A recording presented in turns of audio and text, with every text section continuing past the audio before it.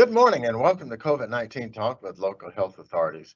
Joining us from Harris County is Dr. Erica Brown. Joining us from the city of Houston is Dr. David Hurst. Special thanks to past president of Rotary Club of Houston, Kathy Finninger, for providing us these questions, and also Morgan Ash, our producer. I'm Stephen Williams, director of the Houston Health Department.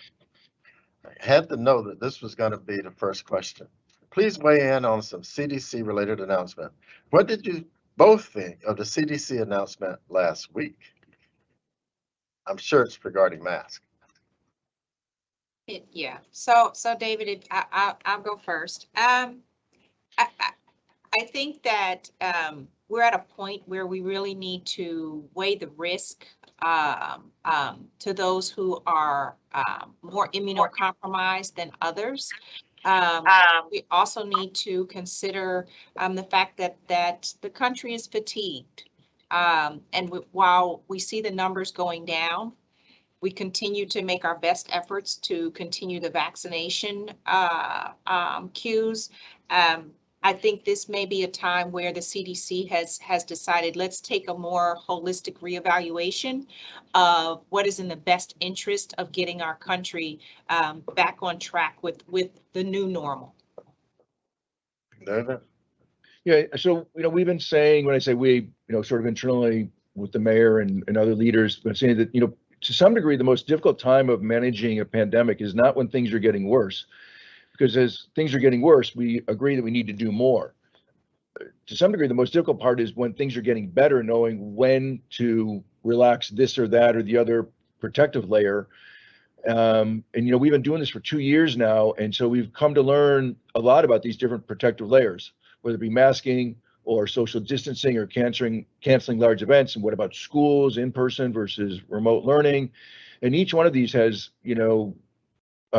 unintended consequences that we've learned about. So, and then the other concept, and I think this is what Dr. Brown touched on, is we're shifting from a time of shared sacrifice where we all do our part to help out the community overall to more individual risk-taking or individual accountability, or however you want to phrase it.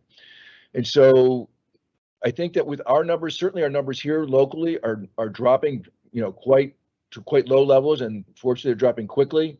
That I think that, certainly here in Houston, it's an okay time, but there are still going to be folks who are going to be at risk. And so I have a at-risk member of my family. So you're going to see me wearing my mask for a while. And I'm not making a political statement, and I'm not that worried about getting sick, but I'm guaranteeing my family member, I'm not bringing the virus home to my family member. And so that's the decision I make. That's why I make it. And, this is that time where we have to make those decisions as individuals. Yes, and as you were talking, Morgan pulled up the map where Harris County's rating is at a medium. And I think that you're right on target. It is a personal decision, but you do need to look at the overall risk for not only you, but those that are close to you. Waiting longer between both Pfizer and Moderna doses may reduce the rate of myocarditis risk for young men, 12 to 39. It's just true.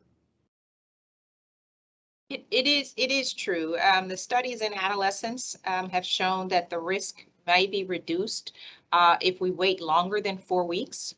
So the CDC is now recommending an 8-week interval between the first 2 doses for people ages 12 to 64, especially for males between the ages of 12 and 39.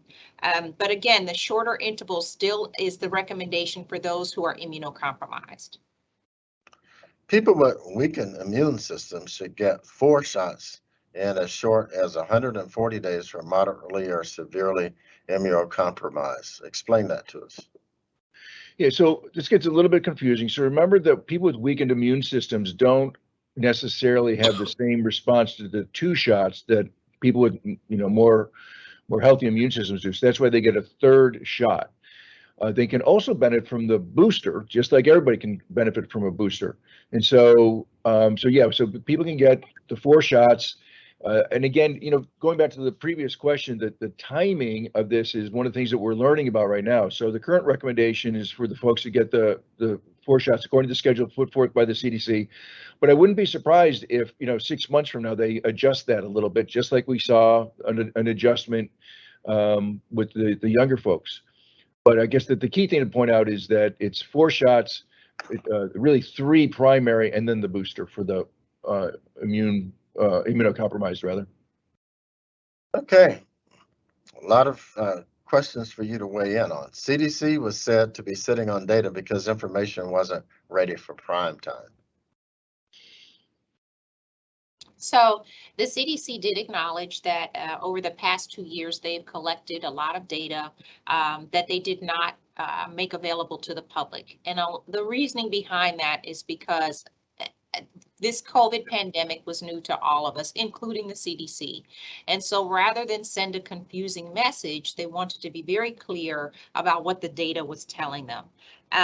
In a recent booster study, the CDC omitted data, for instance, around 18 to 49-year-olds, because the study didn't show us exactly what would be the recommendation at the time. So again, yes, they've omitted some data over time, but in general, it really was to be as clear as possible with the information that we knew at the time.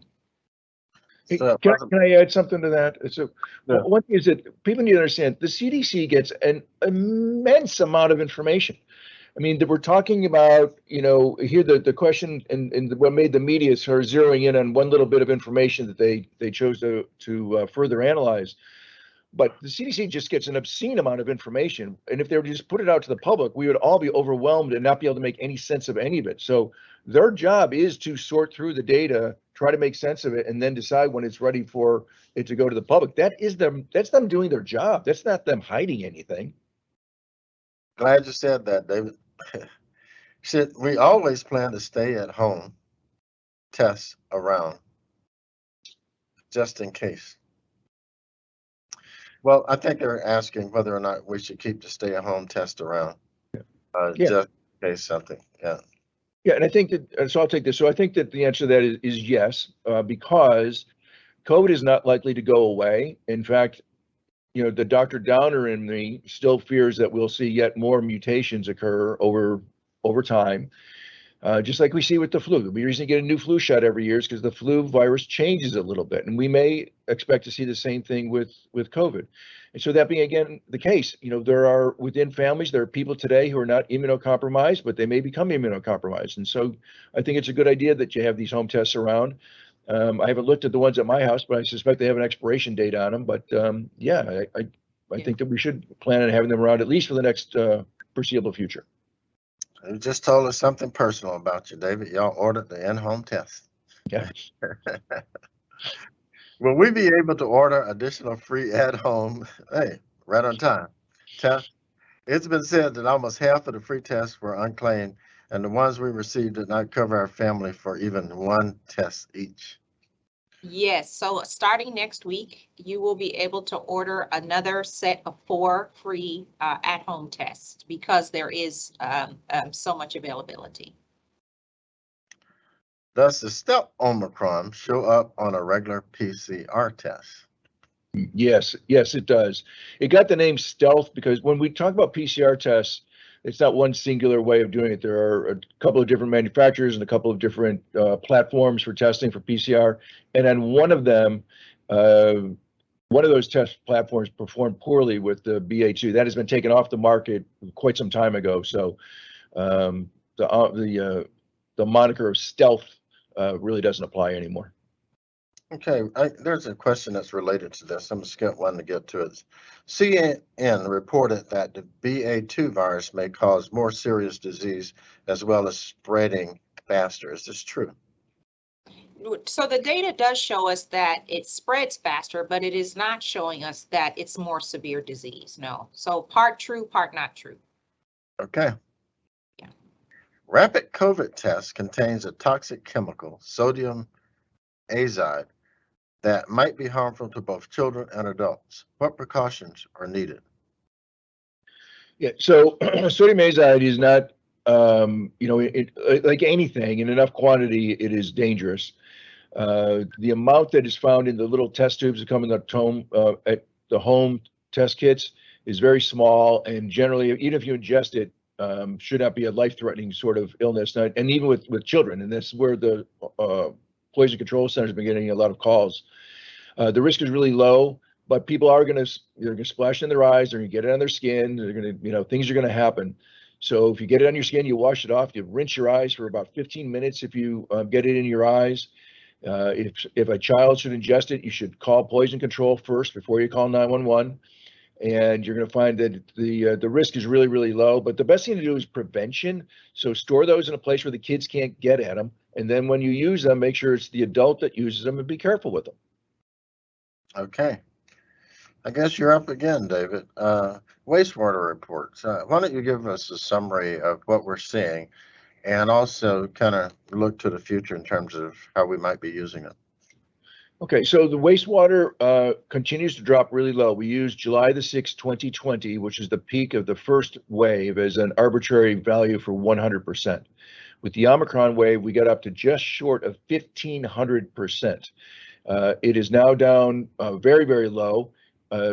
Across the city, it's now down to 43% of that July 6th value. There it is, 43%.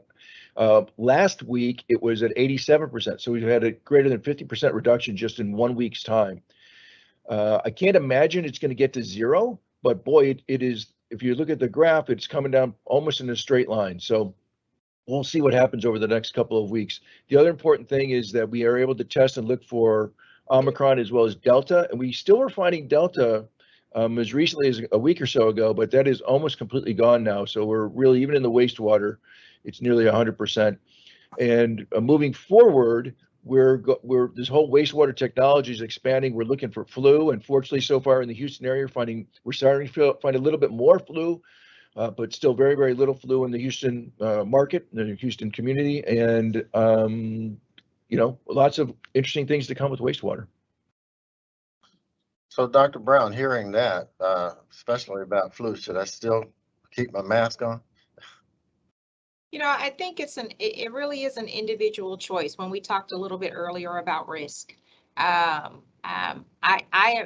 am of the same with David. There are many instances in a crowd and et cetera, where I will social distance and I will continue to wear a mask, because to his point, I don't want to take the virus home to some high-risk family members as well. But I do think that we're at a point where we really need to weigh the risk. Personal choice and judgment. Yes. Any new talk about another booster? So I think we talked a little bit about this. There's actually, the CDC just came out with additional guidance. And I think what this question may be getting at is the definitions of what is a primary series and what is a booster. So for the immunocompromised, it is recommended now that there are a total of 4 vaccines, 3 in a primary series and 1 as a booster. For everyone else, the previous recommendations of 2 vaccines and a booster still stand. So, but really, people need to talk to their providers about what constitutes an immunocompromised person and whether that series is appropriate for you. Pediatric vaccine status question. Yeah, so this gets to be really confusing, and there's been a lot of reports in the media that are going in different directions, and so I'm going to try to unpack this a little bit. First of all, when it comes to the vaccine, pediatric vaccine, you have to consider that there's less dose because children are smaller. So they've had to adjust the doses. And this is where we saw that in some age groups, it worked fine. And in the older age groups, that the antibody levels weren't as high. That leads to the second thing. How do we measure its effectiveness? So one way to do that is they measured antibody levels. The other way to do it is see how does it work in real world situations. And then the third thing that complicates it is, when were the trials done? Were they done when Delta was the predominant variant in the community, or when Omicron was the predominant virus in the community? And so all those three things, just dosing, timing, and what variant were we combating at that time, have made this really, really confusing. So the bottom line is that the vaccines that are okayed by the CDC are okayed for those age groups because they have shown in real world studies that they are protective against. When we talk about vaccine effectiveness, that is, what is the reduction in likelihood of three things: infection, hospitalization, and death. So yet another set of variables. And so what they're finding now is that the ones that are okay for kids have been shown that they predominantly reduce the risk for hospitalization. Maybe not so great with preventing infection, but they're preventing hospitalization, which of course is really important. And so very confusing. And I invite, Dr. Brown to chime in because this is really confusing. So if you got a better way to state it, I'm all ears. She has to chime in because the next question is Pfizer not as effective in 5 to 11-year-olds. So Yeah, so David, I think you summed it up pretty well. There are a lot of factors that play into this. There are some studies that are showing that the efficacy of the Pfizer vaccine drops dramatically, which is why there's, the FDA and the CDC have not released the vaccine for even younger age populations yet, because we're still studying and trying to understand not if the vaccine works, but at what dose would be best. I think that that's the key for everybody to understand. It is not that the vaccine doesn't work. It's really about the dosing for our pediatric population because their immune system is different. yeah, it's almost as if there's too much information out there. Yeah. Because it's given unless you really have some context and a little depth of knowledge, it can really get confusing. Yeah. And we start to draw, conclusions when maybe we should. Yeah, I think we need to, that's an excellent point, Stephen. And I just want to piggyback on that. I think we need to be very careful about taking a sound bite. There's a lot of science that goes into these decisions, and sometimes that takes time, which is what we want, because we want it to be as safe as possible. And so we need to allow that science and that data to play out, and not assume that the sound bite is a fact. I like the way you put that, sound bite. Oh, speaking of sound bites, I have a word here I don't understand, but I'm sure you would. A friend was just given, is it toxilizumab? Close enough. That's close. Close enough. I want you to say it again so I know what it is. Is that the go-to medication for severe COVID? So that's a new medication that's out. It's one of the monoclonals, and it's really designed for patients who have one of a variety of different forms of arthritis. So rheumatoid arthritis, severe active rheumatoid arthritis, giant cell arteritis, and there are two pediatric polyarticular juvenile idiopathic arthritis and another one. Anyways, it is designed to help with people with those particular immune system problems. So no, it's really not for everyone. It's been authorized only for patients with those particular underlying illnesses. Now it's also been looked at some pneumonias, but those trials are ongoing at this point. So let make sure I understand that. So the medication was given not for COVID, but for those underlying. No, it's for patients with those underlying illnesses who get COVID. Oh. Yeah. The headline read, "How to detox spike protein after COVID or vaccine." Is that a real need? So here we go with the sound bite, right? Okay. So I frankly, I'm not really sure I understand the question, but there are some studies about, and I think it's related more to long haul, about quote unquote detoxing, and finding either pharmaceutical or natural products that would help with continued exposure to spike protein, but those studies are ongoing. Anything? David, did you have anything you wanted? I'm not really sure, like I said, that I understand the question. Yeah, so my understanding is there's been some stuff like on TikTok and other highly respected about how to use baking soda and Epsom salt to get rid of the spike proteins from your body. And I don't think it's anything to worry about. Yeah. Oh, Lord. What makes a variant concerning for you? So the two characteristics about the next variant that would, and we've already seen this with Omicron, is the ability to spread. And Omicron has set a very high bar. Omicron spreads very rapidly as we've seen throughout the community. It's just lightning speed. We were fortunate that Omicron did not cause more severe illness. And I think it's important that people understand that those are two separate characteristics of what the virus can do, and they are not dependent on each other. So the faster something spreads does not mean the less severe it will be. It's completely independent. We got lucky with Omicron that some of the mutations made it less severe illness. If it had been the same severity of illness as Alpha or Delta, or it had gotten worse perchance, we would have been in a world of hurt. So let me show you one thing. So I agree with Dr. Brown that there are no new variants of concern.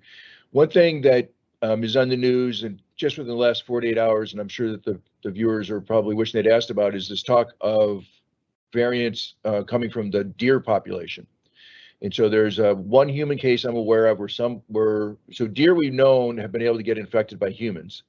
And there's now a case where the variant within the deer population appears to have gone through quite a bit of mutation and is now bounced back into at least one human. I don't know how sick that human has gotten.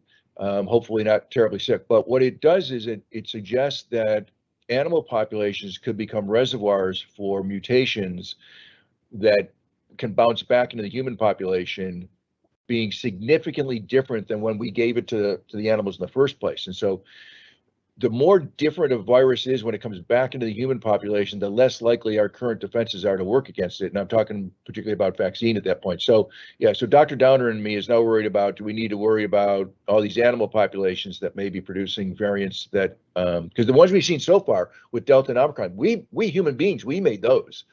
But now do we also need to worry about animals creating new ones? And again, if they spread in animals, that makes it less likely to bounce back into humans, but we've now seen one case at least.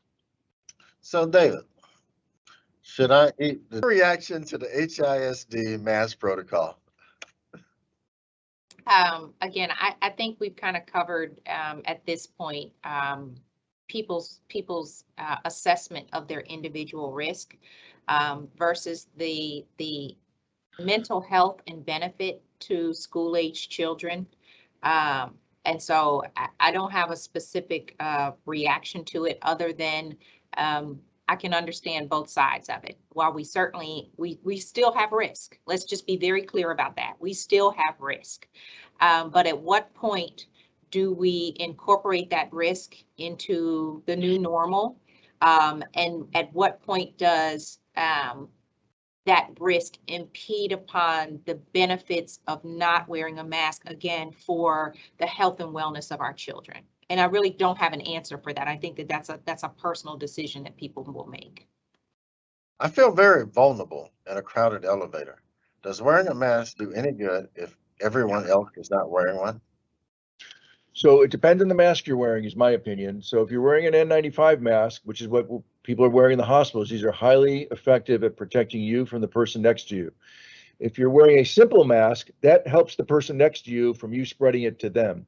So yeah, that's how I would wear it. It depends on the mask that you're wearing. A number of people are saying mask wearing was never necessary, and the loosening of restrictions while COVID is still high proves that.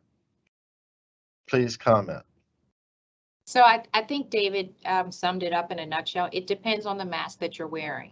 The N95, the KN95 masks are highly effective. The cloth mask, not so much, so it just depends on the level of protection that you're getting from that mask. And then also don't forget that this is part of a multi-layered approach. It was not just a one thing, wear a mask, and that's all we need to do. There's a whole protocol of wearing masks, social distancing, hand hygiene, vaccinations, etc. That is part of the protocol to protect us against COVID-19. Are there any additional concerns I should think about before taking off masks completely? I think you just covered part of it. Yeah, it really is people's individual risk. When we talk about those who are immunocompromised, being at the greatest risk. But again, the definition of immunocompromised is really something for individuals to discuss with their providers. We know that there are certain specific disease states. I mean, obviously cancer treatment is one of them, which is a specific disease state. Those who've had organ transplant transplant or are on immunosuppressant medications. Those are obvious, but then there are some that are not as obvious and really require a discussion with their provider to determine the level of risk. If I can add one thing, I think when we're out in community now, we live in a world where there's a lot of social pressures, and there are folks who are probably feeling pressured to take the mask off by family members or neighbors or coworkers or whatever. And I'd like to remind everyone that when somebody chooses to wear a mask, you have no idea why they're choosing to wear that mask, and it's really none of your business. So like I said earlier, I'm going to be wearing a mask, and I know that my neighbors think I'm making a political statement. I know that they are. That's not why I'm wearing the mask. It's none of their business why I'm wearing the mask. And I really don't care if they think I'm making a political statement. I have a family reason why. And I think that we all need to just respect folks who choose to wear a mask. Let them wear the mask and just move on. It's none of your business. If the numbers go back up, will city and county leaders let us know if we need to go back to wearing masks? These are the perfect two people to ask, since these are our local health authorities. Absolutely. I mean, that's part of our job, is to make sure that we're protecting the health and the well-being of the community. In fact, I think that both David and I are more conservative on that issue than perhaps some. So we will absolutely sound the alarm and raise concern and submit suggestions in terms of what needs to happen should we see the rates going back up. I've heard of more COVID cases in my circle of friends than during the entire pandemic. What are the numbers in our immediate area trending? Yeah, Please this is explain why that's the case. Go ahead. Yeah, this is a great question. And I would say that, in my outside work life, same thing. But this is because Omicron spreads so easily and so far and wide. It's also, and we're also seeing that a lot of our numbers are dropping. So our testing numbers are dropping. People aren't going to the testing sites as much as they were before. The positivity rate is dropping, which is good. But what we're seeing is that Omicron is spreading. People are getting sick. People are testing at home, and so that's not getting reported. And so when we're talking about the number of reported cases, we're missing a huge percentage of those. So this is why looking at the hospitalization numbers are so important. I would point out that the Harris County threat level, has a lot of its metrics are based on hospitalization, because that is the one sort of value, that and our wastewater are the two things which are not subject to individuals testing at home. So anyways, yeah, I mean, I think that observation is true. I think there's a lot more virus over the last several weeks, although now I have, even in my own personal life, I'm not hearing about it as much as I did a couple of weeks ago about people getting sick. So I think that the numbers may not be accurate, but in that, but they're absolutely reflecting the trend. You look back at the last 2 years, what were your biggest challenges? I mean, there were so many. I think just as a community, this is something we've never experienced. We've read about it, right, in books in terms of the flu and other pandemics, but this is something that we have never experienced. And I think the biggest challenge, frankly, was overcoming the fear, number one, and number two, trusting in the science and following the guidelines to make sure that we've gotten to this point. I think this has been a long haul. It's been a long 2 years for everyone. And potentially looking back, I'm not sure that it needed to be this long, which really speaks to the challenge of being able to communicate effectively to the community such that we could all mitigate this together to perhaps come out of it earlier. I'd say there are two big challenges. One was how this became politicized early on, and that just added a whole huge challenge to this, which was many times felt impossible to compete with. The other thing was, there's two other things. One was that, the fact that the concept of shared sacrifice, I've come to learn, unfortunately, that we as human beings, we're not as great at that as I think that we like to credit ourselves with being. And then the third thing is that at the end of the day, for those folks who just needed somebody to sit down and have a conversation with them, a one-on-one, answer their questions, to allow them to make the decision. So we as a society, we've become so reliant on mass communication that we moved away from it, certainly in the beginning, from that one-on-one communication. And Stephen, I really need to credit you and all your effort at getting out into the communities, into the neighborhoods, and sitting down and having one-on-one conversations with folks. Because for a lot of folks, that's what they needed. They just needed somebody to have a conversation with so they could then make a decision. And anyways, I think our reliance on mass communication was a challenge that we needed to move back away from. That's all the time we have. I want to thank you for joining us with COVID Talk with local health authorities. From Harris County, Dr. Erica Brown. From the City of Houston, Dr. David Pearce. Rotary Club of Houston past President Kathy Finninger, thank you for providing these questions. Our producer, Morgan Ash, thank you. And I'm Stephen Williams, Director of the Houston Health Department. See you next time.